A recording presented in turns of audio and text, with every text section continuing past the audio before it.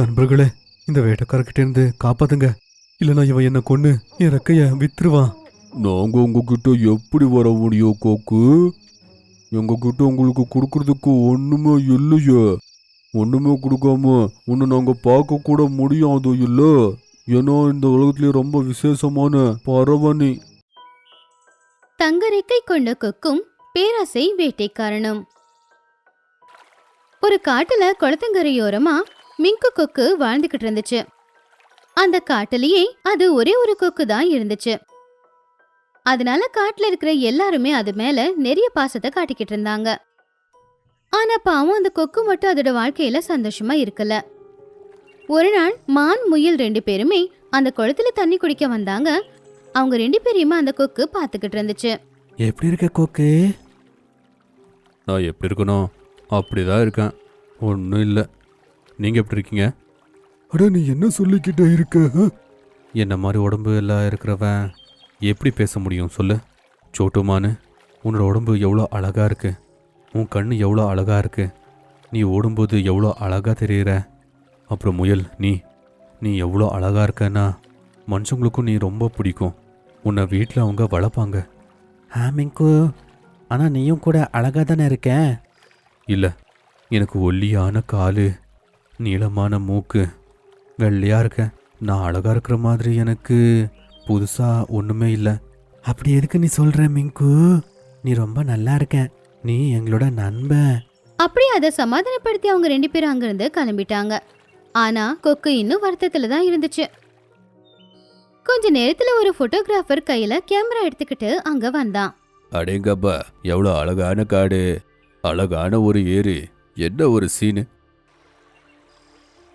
அப்படி சொல்லி அவன் குளத்தோட போட்டோஸை எடுக்க ஆரம்பிச்சான். அப்போ கொக்கு அவனுடைய கேமரா முன்னாடி வந்துச்சு. ஓஹோ, எனக்கு கொக்கு அப்போ ஃபோட்டோவில் வந்துக்கிட்டே இருக்கு. அது கூட ஃபோட்டோ நல்லாவே வராதே. அப்படி சொல்லி அவன் குளத்துக்கு அந்த பக்கம் இருக்கிற ஒரு மயில போட்டோ எடுத்துக்கிட்டு இருந்தான். அவன் சொன்ன வார்த்தை பாவம் கொக்க ரொம்பவும் வருத்தப்பட வச்சுது. பாவம் அது சோகமா முகத்தை வச்சுக்கிட்டு அங்கிருந்து பறந்து போச்சு. அது கருப்பு மலையில போய் நின்னுச்சு. கடவுளே, எல்லாருமே திட்டுற மாதிரி எனக்கு ஒரு வாழ்க்கையை கொடுத்துருக்க. நீ கொடுத்த இந்த வாழ்க்கை எனக்கு பிடிக்கவே இல்லை. இன்னைக்கு என் உயிரை விட்டு நான் உன்கிட்ட வந்துட்டே இருக்கேன். அது கீழே குதிக்கலான்னு முயற்சி பண்ணும்போது அப்போ அங்க ஒரு புறா வந்துச்சு. அட மிங்கு கொக்கு, நில்லு. உனக்கு எப்படி என் பேர் தெரியும்? நீ எங்க காடு மாதிரி தெரியலையே. நீ ஒன்று மட்டும் சொல்லு, நீ இந்த மாதிரி சாகிறத யோசிக்காமல் இருக்கிறதுக்கு நான் உனக்கு இப்போ என்ன பண்ணட்டும்? நான் ஒரு அழகான பறவையா மாறணும். என்ன மாதிரி அழகா யாருமே இருக்கக்கூடாது. அப்படி சொல்லி யோசிச்சு பார்த்துட்டு கொக்கு சொல்லுச்சு. உன்னால் அது முடிஞ்சுச்சுன்னா என் ரெக்கைய தங்கமா ஆக்கிரு. அதுக்கப்புறம் ரொம்ப விசேஷமான விலை உயர்ந்த பறவையா மாறிடுவேன். கண்டிப்பா. அப்படி சொல்லி அந்த புறா கொக்க சுத்தி சுத்தி வந்துகிட்டு இருந்துச்சு. கொஞ்ச நேரத்துல கொக்கு சுத்தி ஒரு புகை மூட்டம் வந்துச்சு. அந்த புகையெல்லாம் மறையும் போது அந்த கொக்கோட ரெக்கைகள் எல்லாம் தங்க ரெக்கையா மாறிடுச்சு. அப்புறம் புறாவும் அங்கிருந்து மறைஞ்சு போச்சு. அடேங்கப்பா, என் ரெக்க தங்கமா மாறிடுச்சு. ஏ அப்படி அது ரெக்கைய விரிச்சு மேல பறக்க பார்த்துச்சு. ஆனா மேல பறக்கிறதுக்கு பதிலா அது கீழே கீழே வந்துகிட்டு இருந்துச்சு. அட, என்ன நடக்குது? என்னால எதுக்கு பறக்க முடியல?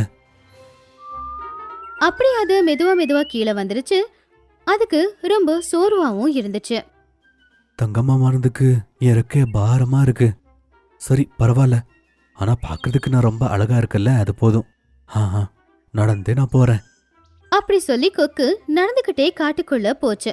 அங்க கொக்கு பார்த்தவங்க எல்லாரும் ரொம்ப ஆச்சரியப்பட்டாங்க.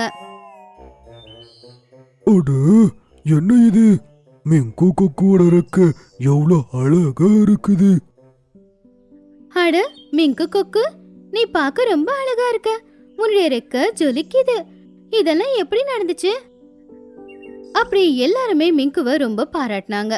மிங்கு அதோட கூட்டுக்கிட்ட வரும்போது அதோட எண்ணமே மாறி போச்சு. எல்லாரும் என்ன பார்த்து ஆச்சரியப்படுறாங்க. ரொம்ப நல்லா இருக்கு. நான் ரொம்ப சந்தோஷமா இருக்கேன். மிங்கு அந்த அளவுக்கு அழகானது அக்கத்து பக்கத்து காடு வரைக்கும் கூட தெரிஞ்சு போச்சு. மிங்குவ பாக்குறதுக்காக ரொம்ப தூரத்துல இருந்து எல்லாருமே வந்துகிட்டு இருந்தாங்க. நான் இந்த காட்டுல மட்டும் இல்ல, மொத்த உலகத்திலேயே ரொம்ப விசேஷமான பறவை. என்ன ஃப்ரீயா யாருமே வந்து பார்க்கவே கூடாது. நீங்க எல்லாருமே கேளுங்க, யார் என்ன பார்க்க வந்தாலும் கூட எனக்காக அவங்க ஏதாச்சும் கண்டிப்பா வாங்கிட்டு வரணும். என்ன ஃப்ரீயா யாருமே பார்க்கவே கூடாது. மிங்கு அப்படி சொன்னதை கேட்டு அங்க இருக்கிற எல்லாரும் ரொம்ப வருத்தப்பட்டாங்க. அதுக்கப்புறம் யாரும் மிங்கு பக்கத்துல வரக்கூட இல்ல.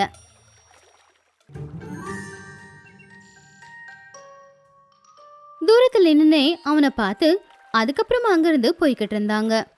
பரவாயில்ல, என்னை யாருமே பார்க்க வரல. இவங்க என்னை பார்க்கறதுக்கு தகுதியே இல்லை, விடுங்க. தண்டமா இருப்பாங்க. ஒரு நாள் ஒரு வேட்டைக்கார காட்டுக்கு வந்தான். அவன் மிங்கு கொக்க பார்த்தான். அடேங்கப்பா, என்ன இது? தங்க ரெக்க இருக்கிற கொக்கு. நான் என்ன கனவு காண்றேன்னா? இவன் ஒரு வேட்டைக்காரன். கொக்கு பறக்க முயற்சி பண்ணுச்சு. ஆனா தங்க ரெக்கை இருக்கிறதுனால அதால பறக்க முடியல. அந்த வேட்டைக்கார மிங்குவை பிடிச்சு அவன் கூடவே கூட்டிக்கிட்டு போனான். விட்டுரு என்ன, விட்டுரு விட்டுரு என்ன. அப்படி அது கத்துறது அங்க இருக்கிற நிறைய பறவைகள் விலங்கு காதல விழுந்தாலும் கூட யாருமே கொக்கு காப்பாத்துறதுக்கு போகவே இல்ல. ஐயோ கடவுளே, இப்போ என்ன யாரு காப்பாத்துவாங்க?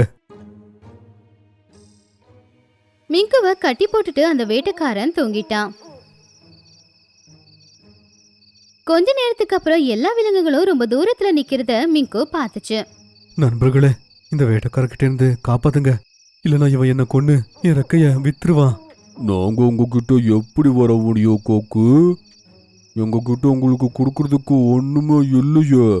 ஒண்ணுமே கொடுக்காம ஒன்னு நாங்க பார்க்க கூட முடியாது இல்ல. ஏன்னா இந்த உலகத்திலே ரொம்ப விசேஷமான பறவை நீ. நண்பர்களே, நான் பண்ண தப்ப நான் உணர்ந்துட்டேன். என்னை மன்னிச்சிருங்க, தயவு செஞ்சு என்னை காப்பாத்துங்க. எல்லா விலங்குகளும் அமைதியா கொக்குக்கு பக்கத்துல வந்தாங்க. மூண்டு குரங்கு 2 கல்லை எடுத்துச்சு. கல்ல 2த்தையும் தேய்ச்சு வேட்டைக்கார துணியில நெருப்பு வச்சிடுச்சு. ஐயோ கடவுளே, ஐயோ! அவன் எழுந்திருச்சு அந்த குளத்தை நோக்கி ஓடுனான். அதுக்கப்புறம் மூண்டு குரங்கு போய் கொக்கோட கயிறை அவிழ்த்து விட்டான். அதுக்கப்புறம் எல்லாரும் கொக்க தூக்கிக்கிட்டு அங்கிருந்து போயிட்டாங்க. என்ன நீங்க மன்னிச்சிருங்க. நான் என்ன ரொம்ப அழகானவன் நினைச்சு பெரிய தப்பு பண்ணிட்டேன்.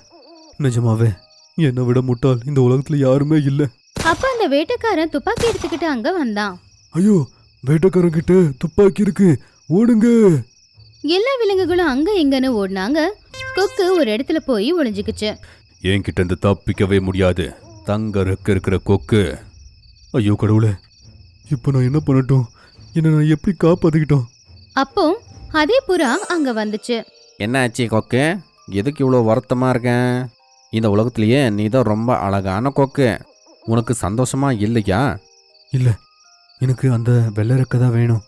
அதை வச்சு என்னால் பறக்க முடியும். பார்க்கறதுக்கு நல்லா இருந்துச்சு. என்னோட தப்பு. நான் நல்லா இல்லைன்னு நான் நினச்சேன். தயவு செஞ்சு என்ன சரியாக்கு. நீ உன்னோட தப்பை உணர்ந்துட்ட. அதை பார்க்கும்போது எனக்கு ரொம்ப சந்தோஷமாக இருக்கேன். கடவுள் நம்மளை எப்படி படிச்சிருக்காங்களோ அதுதான் நமக்கு ரொம்ப நல்லது. அப்படி சொல்லி ஒரு நொடியில கொக்குக்கு அதோட பழைய ரெக்க கிடைச்சது. அது அங்கிருந்து உடனே பறந்துச்சு. அப்ப வேட்டைக்கார அந்த கொக்க பார்த்தான். அட, அந்த கொக்கு தங்க கொக்கோடுது. இல்ல, இது அந்த கொக்கா இருக்கிறதுக்கு வாய்ப்பில்லை. அப்படி சொல்லி அந்த வேட்டைக்காரனுடைய துப்பாக்கி எடுத்துக்கிட்டு அங்கிருந்து நடந்து போனான்.